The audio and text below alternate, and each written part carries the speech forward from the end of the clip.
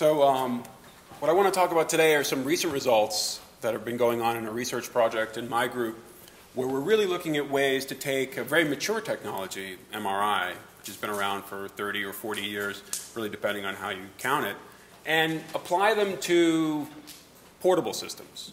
Portable systems of the type that you might use for looking at traumatic brain injury where it happens, say in the field, in a military application, or in an ambulance if you're looking at people who have suffered from a hematoma. Basically ways to take this mature, high-cost technology and make it portable. So we start with the fact that MRI is a mature, expensive technology with a lot of technological overhead. These high-field scanners, 1.5 Tesla, 3 Tesla, typically in a clinical system, they have very unique sighting requirements because of their large magnetic fields. They are liquid cryogen-cooled superconducting magnets, and they're really not well suited unless we have major technological revolutions in the way these superconducting magnets are put together. They're not well suited for taking out of a clinical situation, a controlled access clinical situation. And so really the main thing we want to focus on are what can you do with MRI to make it useful? Okay, that is useful outside of this special environment. And so my group is involved in trying to establish a proof of principle of a variety of techniques, technology, hardware, pulse sequences to see really what is possible at low field. Because high field is not really going to be the way we want to go if we want to talk about inexpensive portable systems. And this is sort of a funny thing to say high performance low field MRI. That's sort of saying high computational speed abacus. Right? It doesn't really make sense when you hear it. I mean, traditionally, the only people who did low-field MRI were people who were working 30 years ago. And as this technology has matured, it's become higher and higher magnetic field. Okay? But the interesting thing is you can unpack that a little bit. A lot of the innovations that have happened with MRI have happened alongside of the push towards higher field, but aren't necessarily correlated with those things. And so I'll talk about some of that today. And so what does this even look like? If we want to really re-envision MRI as a portable system, what can we do? And we're a bunch of physicists who have worked, as Ron nicely said, for many years in NMR, which is the detection methodology behind MRI, building tools, atomic magnetometers, atomic clocks, and have a lot of experience with these sort of things. And so let's just start with the challenge of MRI. Richard Ernst actually referred to this as the powers of evil in NMR. Okay? The first one is the main one, is that nuclear magnetic moments are very small. Okay? And in a sample of water, say, at 1.5 Tesla, and your body essentially is a bottle of water, only about 1 in 100,000 of these water magnetic moments contributes to the signal. And so compare that to single photon detection methodologies like PET and CT, where you have essentially near quantum efficiency, and you count every scattered photon. Okay? This is really a problem. And in fact, why even do MRI? You might actually read this and say, yeah, this is dumb. This is really not the way to do sensitive imaging. It turns out MRI is much more than proton spin density imaging. Okay, MRI is a detection methodology that detects endogenous signal. So we're not firing X-rays at a sample. What we're doing is we're looking at an endogenous property, okay, the magnetic moment density, and its magnetic environment. So you can do all sorts of really interesting things with MRI. You can do diffusion tensor imaging. You can look at exogenous relaxation agents like gadolinium. You can look at T1 and T2. These are relaxation properties that are associated with different disease states. You can look at structure and function or targeted tomographic information with relaxation image, agents like iron oxide nanoparticles. And that really makes MRI much more than just a method for taking pictures of an anatomy. Okay? And it actually opens up the idea that can we do something like injury contrast? So I'm interested in traumatic brain injury. Is there some, say, magnetic property or MR-sensitive technology property that's related to injury? Okay. So since NMR and MRI are inherently insensitive, what can we do to boost the sensitivity? Well, the obvious one is to go to higher magnetic field. The nuclear polarization goes like the magnetic field. This is just the Boltzmann polarization, and the signal per unit volume depends on this polarization, so you go to higher and higher magnetic field and you get higher and higher signal. But that's out, really, for the present discussion. So we can look at the detection side. This is the source side. Let's look at the detection side. People have looked at SQUIDs, these superconducting quantum interference devices. That's complicated and, again, requires liquid cryogens, and so is probably out for a portable system. There are multi-coil parallel detector array systems, which I'll talk about a little bit, which allow you to trade accelerated imaging and undersampling for signal to noise and time.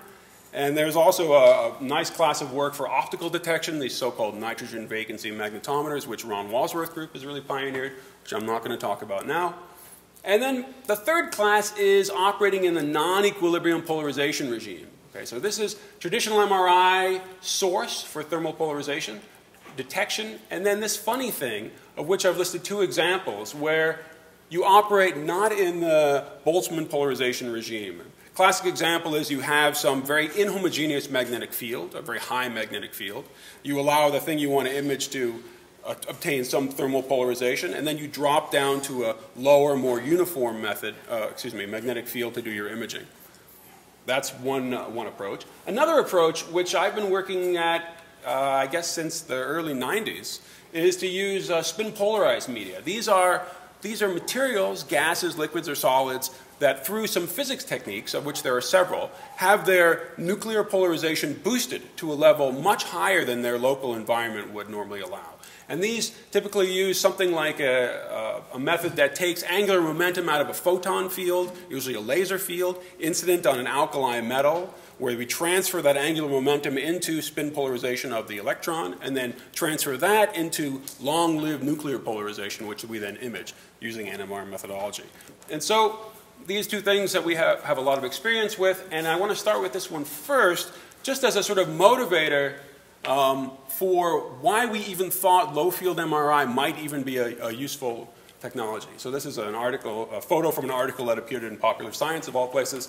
And this work is about helium-3 lung imaging, actually, that I was working on with Ron Walsworth when I was a postdoc in his group in around 2003.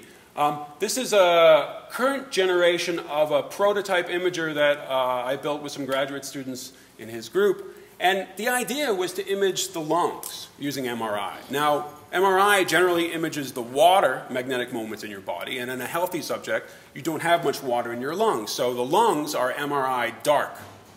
So if you want to image the lungs, a nice way to do it would be to take a magnetic gas. Remember, MRI measures the magnetic moment, and inhale this magnetic gas. And so given our experience with creating this so-called hyperpolarized helium, we built a device in which we could have somebody inhale this hyperpolarized helium, and they could stand or lay down, and we could study the heart-lung system as a function of gravity, actually for the first time. And the idea is that here we're using this so-called hyperpolarized gas, which has essentially unity polarization compared to a part in 10 to the minus 5 for 2 Tesla. And even though it's a gas, the density product works out such that essentially we see the same SNR in a kind of system like this as you do for protons at 2 Tesla. And so this device really got us thinking, oh, look at this. Here we're using the detection methodology of MRI and the signal source from atomic physics. And we were able to obtain images that, in fact, were better than you could obtain with a clinical scanner. So here's just a quick example, and then I'll move on to our current work. These are images of human lungs acquired at 6.5 millitesla. So 6.5 millitesla is about 100 times the Earth's magnetic field. 210 kilohertz for helium, 276 kilohertz for proton. And these images were acquired with the subject laying down and standing up. And like I said, a high-field proton image would show nothing here. Okay. So we have an ability using low-field MRI coupled with a spin source to make high-resolution functional images of human lungs. And so this is a ventilation image. That is, it's a picture of where the helium goes. And then interestingly, and this is where MRI again is different from things like CT, we were able to use the local magnetic relaxation of paramagnetic oxygen in the lungs to make a relaxation map, essentially making a map of where the oxygen is in the lungs, which is a measure of lung function, otherwise known as perfusion. So in one scan, we can make ventilation perfusion measurements, high resolution, in human lungs at 6.5 millitesla. And the thing I wanted to say about this is that this is the case where the low-field, inexpensive scanner actually outperforms the high-field scanner, because these images are free from so-called magnetic susceptibility artifacts. The lung has a lot of air-tissue interfaces, and so you get magnetic susceptibility gradients, and at high magnetic field, those cause image distortion. So in a clinical scanner, even though you have a beautifully engineered high-performance scanner, you would see image artifacts from those magnetic susceptibility gradients, and by going to low field, those go away. That's kind of a guiding principle for this work, which is let's take the best of what we can do at high field and find a place where we are unaffected by the problems of high field. So here's the outline for what I want to talk about. There's sort of two tracks to this research in my laboratory. We've developed a couple kinds of low-field human head MRI scanners. So again, I'm focusing on traumatic brain injury. And the second thing I want to talk about is injury-sensitive MRI. Can we, much like in the hyperpolarized gas species, develop a signal source that comes from the body somehow that's sensitive to injury? If we had an unambiguous marker, and people who do chemical assay are familiar with this idea, then you don't necessarily need high resolution if you have high specificity. So let's go back to this.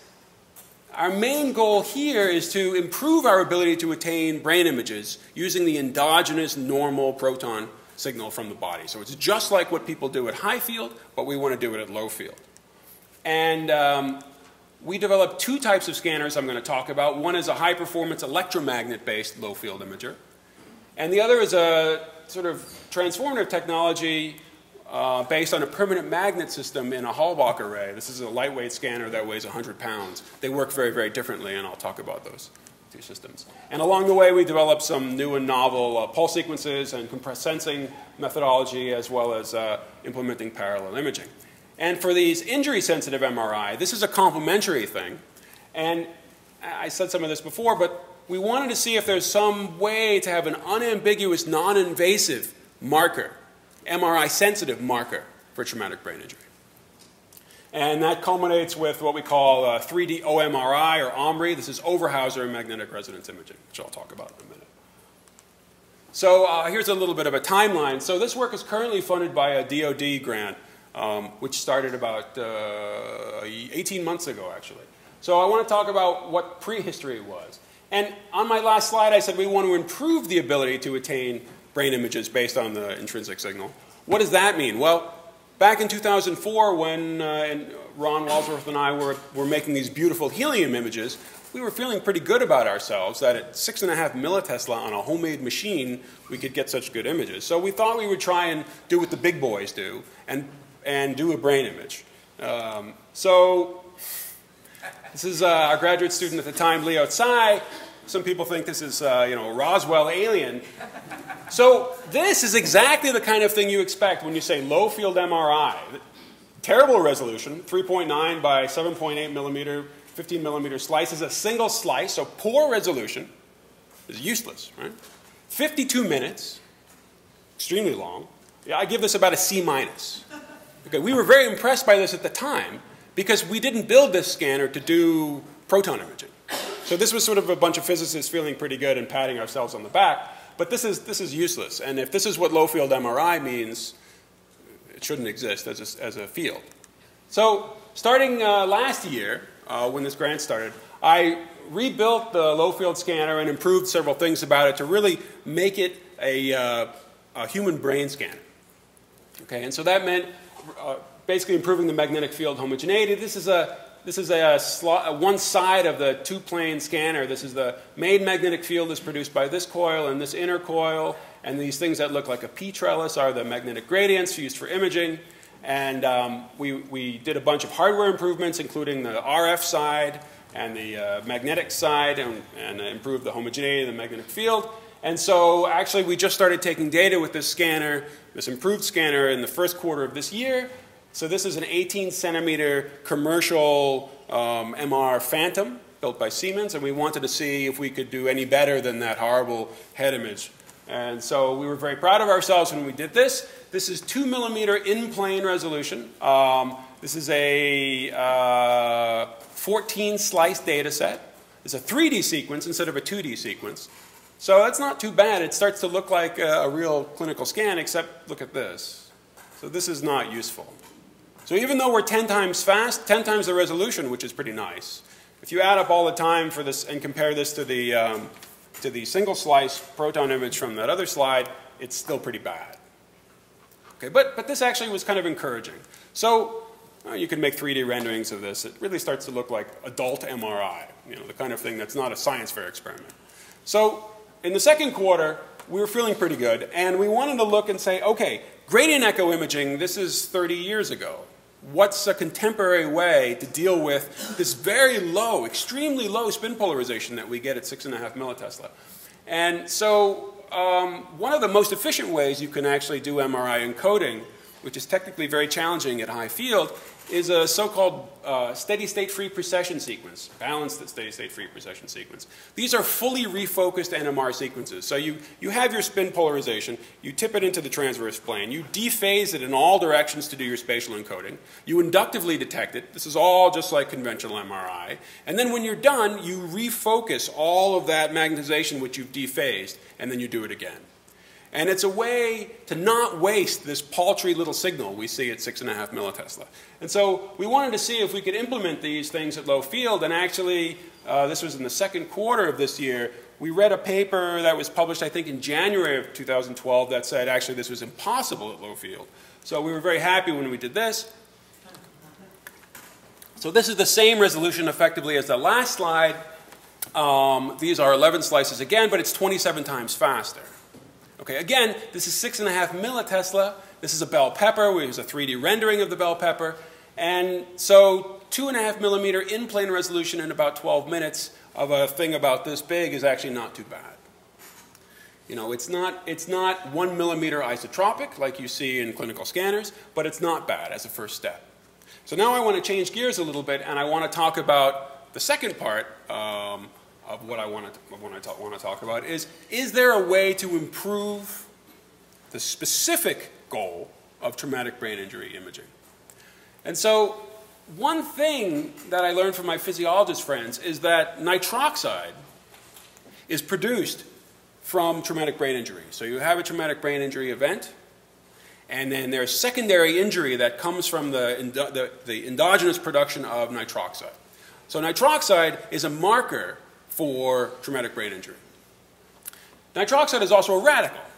And so if we could detect this radical somehow using MRI, we'd have a nice way, an unambiguous way to detect TBI. And there's a beautiful piece of physics called the Overhauser technique, which, much like the hyperpolarization techniques I talked about before with helium-3, it's a way to transfer electron polarization from the free radical into the long-lived nuclear polarization, which is what we detect in NMR. And the electron polarization is about 800 times larger at any magnetic field than the corresponding nuclear polarization, because of the Bohr magneton is about 800 times larger than the nuclear magneton.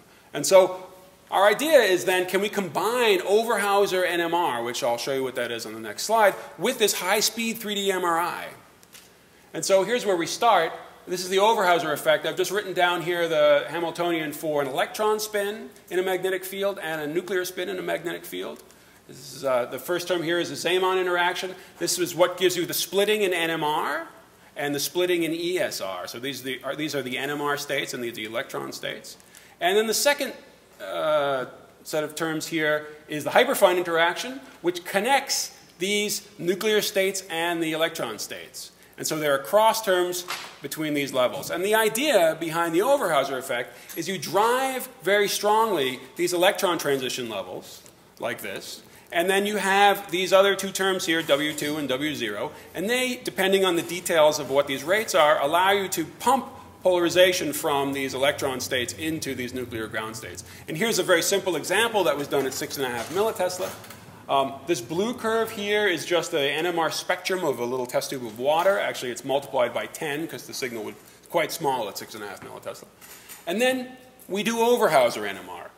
What does that mean practically? It just means you turn on an electron drive field. Okay, this is 141 megahertz field, and we get an enhancement of the NMR signal by a factor of 75. I don't know about you, but an enhancement of signal by 75 is pretty awesome.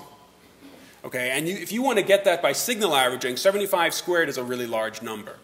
So this is a tremendous enhancement for signal, which, again, remember, all of this enhancement comes from the presence of a free radical. This was done in 2 millimolar stable free radical tempo, but it's sort of a model system for free radical enhancement. So now we have all the pieces we need.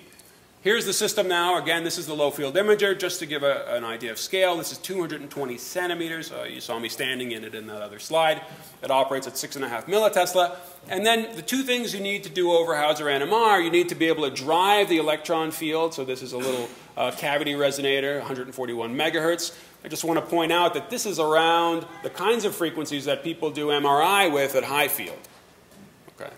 And our NMR frequency is 276 kilohertz. These are very simple coils. There's a cardboard mailing tube with some wire wrapped around it and a resonator circuit. So these are very, very simple things to do. Actually, before I go to the next slide, I want to point something out. In the case of helium MRI, like I showed before, where I was saying that the low field case is better than the high field case because of magnetic susceptibility gradient artifact, here's a case where this experiment that I'm going to show you would be impossible at high field. Why? Because the NMR frequency, excuse me, the ESR frequency is 800 times, roughly, the NMR frequency. So in a human system, let's say you're doing 100 megahertz NMR, roughly 2 Tesla, 85 megahertz. The ESR frequency would be 50 gigahertz. 50 gigahertz, number one, is not going to get into a person, and number two, is going to cook a person. And so you can't do high field MRI and free radical sensitive MRI. They're not commensurate. And so here's a case where this frequency isn't too bad for getting inside of somebody, and this frequency is fine. And so to try it out, we developed an NMR pulse sequence.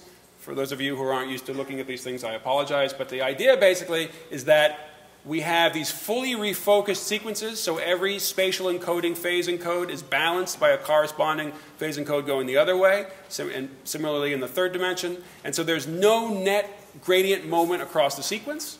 And so this looks just like contemporary steady-state free precession imaging, except now there's a line here that's the EPR, or the ESR drive field, that we apply at 141 megahertz. Actually, the nice thing about this, and this is a new sequence, people haven't done this before, is that the addition of this electron saturation pulse costs no extra time in the regular MRI sequence. Normally people do half a second saturation pulses, and then they do some kind of gradient echo. We decided to actually include the saturation pulse in the sequence, and so it doesn't cost any additional time, which is one reason we're so quick about it. So just to test this, we built a little phantom. These are plastic pieces printed out on a 3D printer. And they have 1 millimeter structures here, 1 millimeter, 2 millimeter, different structures to see how well we can do. And here's the data. So I want to spend a little bit on this slide because there's a lot going on. So the top line are photographs of 5 representative pieces from this phantom. This data set is actually a 32-slice data set, and I'm showing here 5 slices from that data set. So this is 1 millimeter in plane, acquired at 6.5 millitesla, free radical sensitive imaging, in 65 seconds. Okay. And this is the really interesting part for the NMR people in the crowd. There's no signal averaging. Okay. The SNR improvement from using this Overhauser effect is sufficient that we can acquire with no signal averaging. So this looks kind of like a clinical MRI scan. No averaging, 5 slices of a full 32-slice data set with free radical sensitivity. There's actually a couple other things here. We're doing compressed sensing as well, which I don't have time to talk about during my talk, but I'm happy to talk about later. And actually, we are 70% undersampling this data set. So we're combining low field, fully refocused sequences, Overhauser free radical enhancement, and compressed sensing. And that's how we can do this so quickly, 65 seconds. Now we're talking. Now this is actually useful. Can we go faster? Well, I'll talk briefly about parallel imaging. These are some slides, some work by my collaborator at the Martino Center, Larry Wald, who's one of the world's experts in these highly parallel arrays. And the idea behind parallel imaging is that you have a spatial array. It's a little hard to tell what's going on here, but you have a spatial array of NMR coils. All those images I showed you were done with a single detection coil, and the spatial encoding was done by the magnetic gradients in the MR scanner. In parallel imaging, you have a full array of 64 or 128 coils all around the thing you want to look at, and then you undersample in Fourier space, and then which causes aliasing in the image, and then you use the a priori knowledge of where those coils are to reconstruct the image. And depending on how good you are at this, you can get factors of 2 or 3 or 4 in each of the phase encode directions. And so I just want to point out this image. Well, these were acquired at 3 Tesla before anyone gets too excited. This image here is one slice of a 160 slice data set with 1 millimeter isotropic resolution that was acquired in 80 seconds. And that was done with a factor of 12 acceleration. That means compared to the single coil standard MR detection, this is 12 times faster. So we, of course, are interested in applying this to our low-field scanner because maybe we can get our 1-minute scans down to 10 seconds or less. And so this is really new data. We wanted to see if this was possible, so we built a simple toy model of an array coil. These are 8 coils on a little 3D printed form, tuned and matched, again, to our extremely low frequency for doing NMR. And I think we have our data here. This is the very first low-field 8-channel reconstructed image. This was just a little bottle that had a 3D printed MGH MIT in there. One of our graduate students is an MIT student. And so the array, the coils were around the outside of this. The interesting thing about this is that the SNR, and it doesn't look great because of the way the image is scaled, but the SNR in the center of the image is essentially equal to that of using a single detection coil. But the SNR at the edges is significantly higher owing to the close coupling of the array, which allows us to do acceleration. So this image was actually acquired with no acceleration. It's just a proof of principle. And in fact, it's the first parallel imaging result in the so-called Johnson noise-dominated regime that I know about. A difference between low-frequency and high-frequency NMR, or low-field and high-field NMR, is that at high frequency, these inductively detected signals are dominated by the noise produced by the ionic currents in the solution or in the body. It's the so-called body noise dominated regime. So if you make a high Q detection coil, it will DQ to some value regardless of how high Q it was when you started because of the lossy sample. At low frequency, that's not the case. And in fact, our noise floor is dominated by Johnson noise in the coils. And so we have an 8-channel array, and each of those coils has its own noise temperature, and those coils are completely uncorrelated with each other. So this is another case where actually at low frequency we may be on to something completely different. And this may in fact affect our ability to do accelerated images. And so essentially, in a figure, the noise correlation matrix between all these coils is essentially diagonal. It makes parallel imaging much easier at low field. Okay. So now the last thing I want to talk about is something completely different. Okay? The previous work I showed you was in our electromagnetic-based scanner, which was really a grown-up scanner. Okay? It uses all of the things that people do at high field: high-performance linear gradients, stable magnetic field, modern contemporary pulse sequences, modern high-performance RF synthesis, and it's a test bed for doing things at low field. Here's a permanent magnet system in a so-called Hallbach array, which is none of the above, actually. Okay? It's a 100-pound permanent magnet-based imager that you could pick up and throw in a truck if you want. And it's really a new paradigm of what I like to call purpose-built imaging. It's not a general-purpose scanner. It's designed to do one thing, and that's to look at the dura. So, in particular, for looking at epi and subdural hematoma. And it has very low power requirement based on the fact that it's a permanent magnet-based imager. And it's extremely inexpensive. We put it together for about $5,000. Still in its infancy. I won't be showing you any images from it, but I will be showing you some data and the idea of how it works. So here's how it works. So in these, this is a drawing here. Inside of these tubes are permanent magnet arrays. Okay? And it makes a reasonably homogeneous magnetic field. It's about, the field is about 10 times larger than that of the low field imager. So it's 3.3 megahertz proton frequency. But it has some inhomogeneities, these sort of quadratic inhomogeneities in it. And rather than try and shim those out and build a really perfect imager like people have done for years and years and years, if you have an inhomogeneous field, the idea is you have to fix it, and then you can apply your linear gradients. No, we just leave that alone and say that's the way life is. And we're going to use this intrinsic magnetic inhomogeneities to do the spatial encoding. And so here's a photograph of this thing. It's quite small. It sits on little rollers here. And it makes a magnetic field transverse to the axial direction, the way we put it together.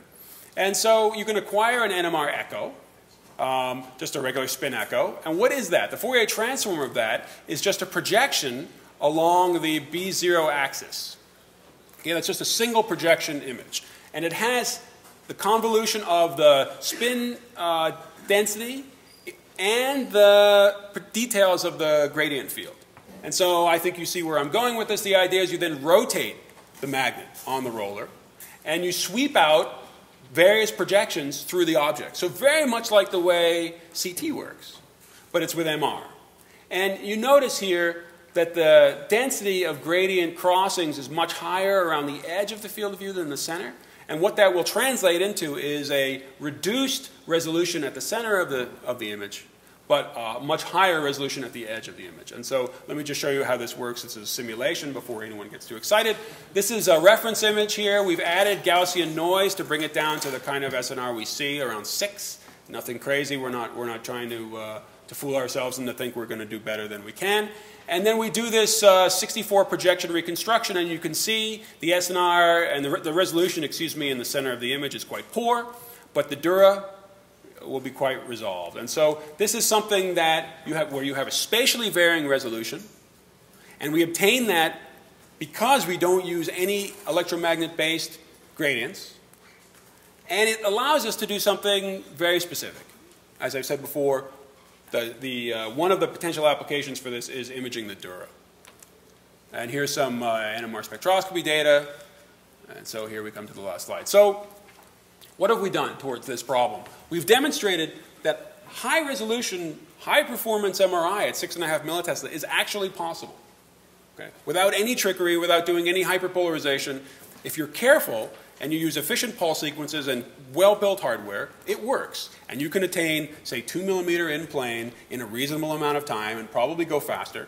And maybe that's useful for certain things. Again, thinking about the idea of purpose-built imaging, maybe there are certain applications where you don't need 1 millimeter in plane at a cost of $1 million per Tesla. So we really need to understand the sort of clinical balance and the impact of time versus resolution for real problems. Okay? I know if I talk to a radiologist and say, do you really need 1 millimeter isotropic, they'll say yes. But if I talk to, say, a neurointensivist and say, if I could give you 2 millimeter in the field within 5 minutes after some guy had a stroke, is that useful? They would say yes. So we really need to frame the problem, to really understand what the right tool to build is. We've also shown that this so-called nitroxide enhanced imaging or Overhauser enhanced imaging is possible. And that's a really great application of low field. Like I said, it makes it suitable for in vivo imaging where it wouldn't work at all at high field. And the question really is, what's the nitroxide concentration in vivo? And that's a question no one's really been able to answer until now because there's been no way to measure it. And so this is something we're working on now in some models of stroke in my group. And the last thing is, we've shown at least the groundwork for a purpose-built imager in a 100-pound device. And I think, as everyone in this audience knows, that the next revolution in healthcare is really about the cost. Okay? And so, that's not a bad thing. That doesn't mean, well, I'm going to have to choose to only get the $200 scan instead of the $1,000 MRI, and so I'm going to get 1/5 the quality of care. No, it means that actually focusing on these so-called purpose-built devices actually means that MRI technology can become ubiquitous, just like the cell phone, just like so many other things. And so once these kinds of systems are deployed, and by deployed, again, it could be an ambulance, it could be a battlefield, it could be any number of places. Once these things are deployed, new applications just completely pop up. And so I really see this actually this whole project about moving to lower field as a kind of disruptive technology. So, and so what's an example? A highly optimized trade-off between resolution, speed, specificity, and cost that we all know about? Well, the stethoscope, right? Which you can buy for $50 on Amazon. So the resolution of a stethoscope is pretty poor, but you can diagnose a lot of cardiac and pulmonary problems in the hands of a trained observer very well. Okay, so I kind of see MR, purpose-built MR, as sort of expanding that and adding tomographic qualities to the stethoscope. And so I want to just thank my group: Brandon Armstrong, Chris LaPierre, Najat Salama, Matthew Sarakani, and Jason Stockman are postdocs in my group.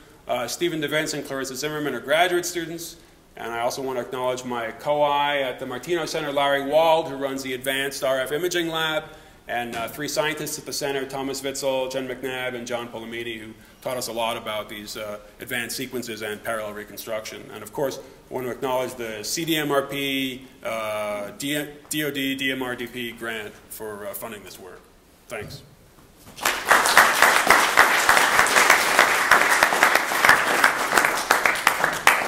Great, Matt. Thank you very much. Questions and discussion? An engineering question. Sure. So there seem to be a lot of coils there. Do you wind those yourself? So yes, is the answer. And the reason is, who else is going to wind them for us? So, you know, that's one thing we do a lot of is build coils. So I think we were talking about this last night. So this is not a great shot of the scanner, but this is 163 turns of that gauge 5 wire. It's a kilometer of copper per side.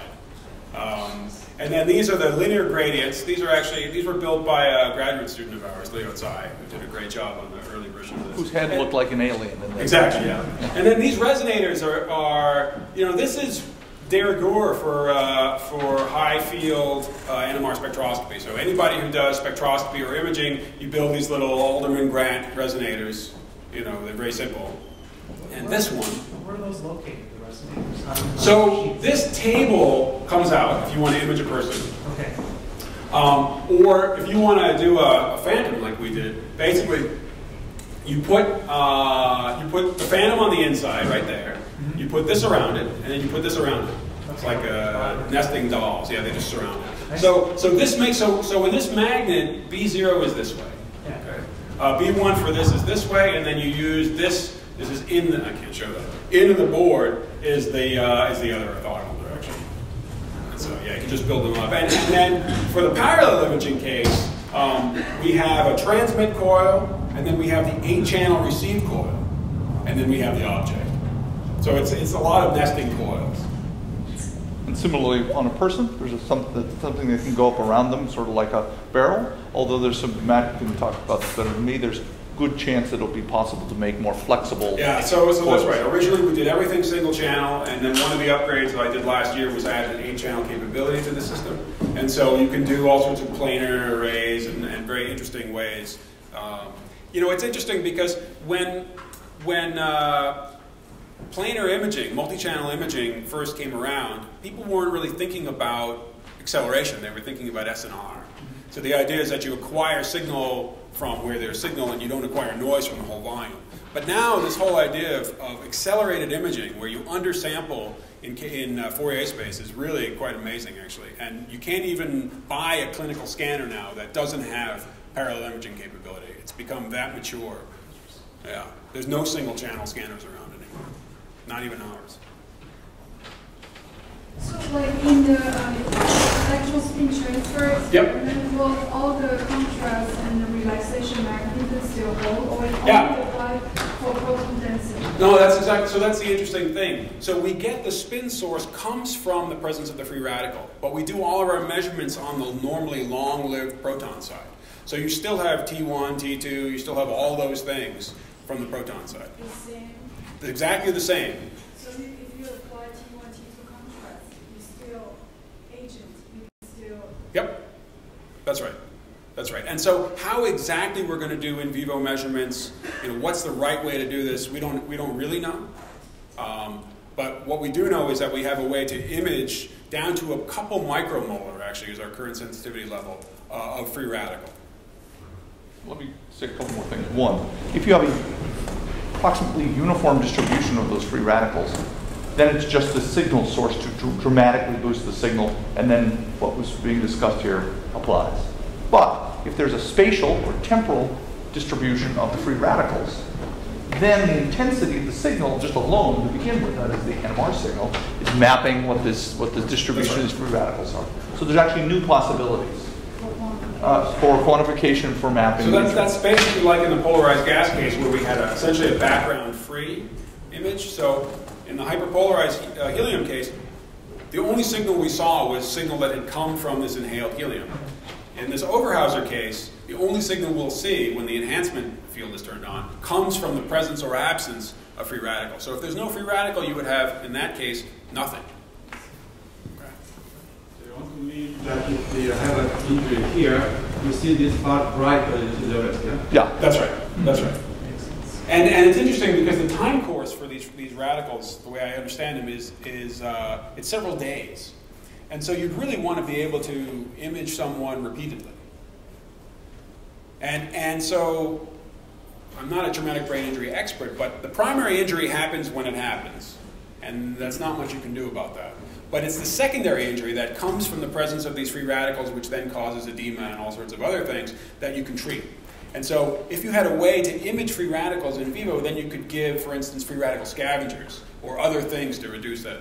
And so this is actually a brand new field of doing in vivo free radical imaging. It also turns out to give us a huge signal increase in our system. But separate from that, even if it didn't, free radical imaging is important.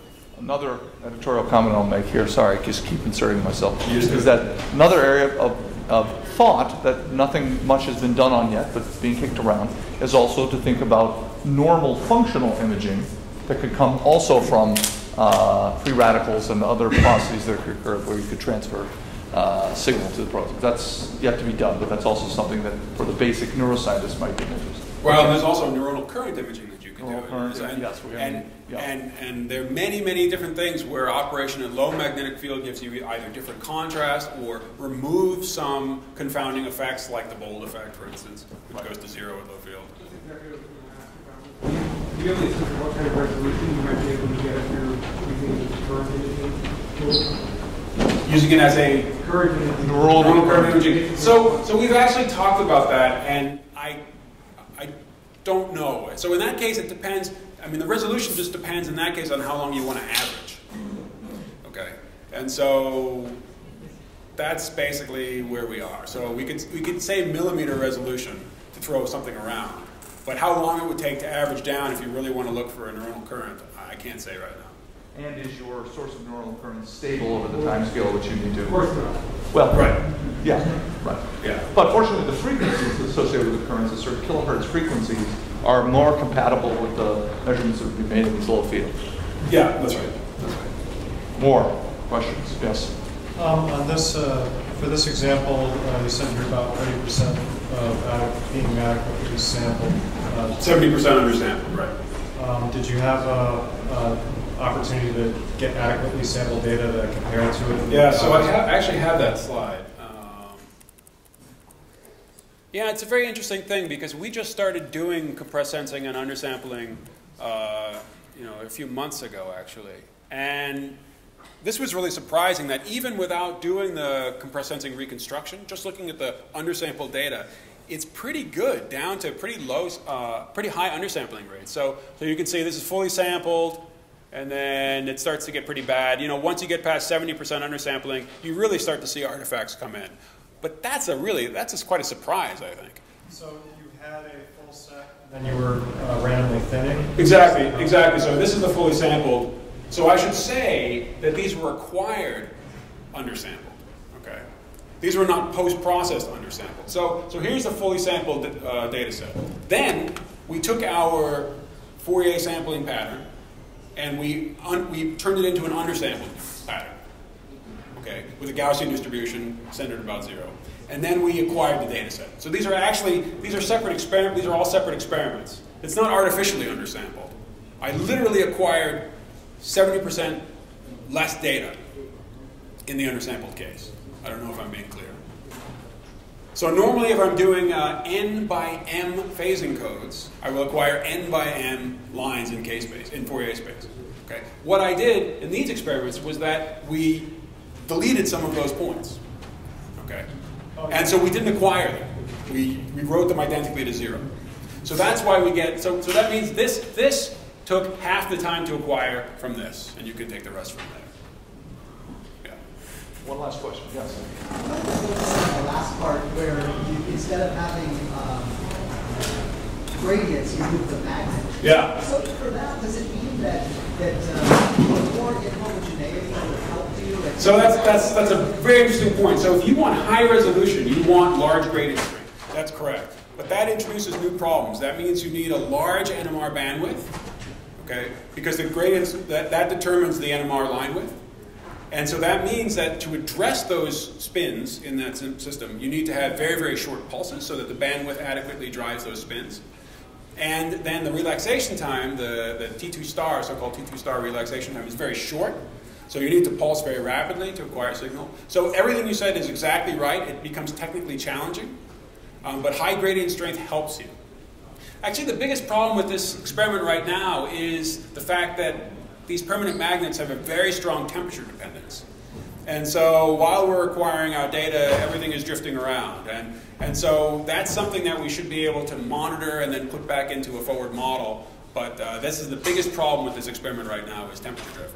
Do you think there may be like a drop-on-like solution to that? Yeah, so right. So right now, we're only doing single channel detection, but the only way to deconvolve, say, this gradient with this gradient in space, which is the same gradient, is with some sort of spatial distribution of coils. So actually, what we're going to do in the z direction is actually an RF modulation, which is one way to do it. And then we'll either use sense or GRAPPA, depending on the details, actually.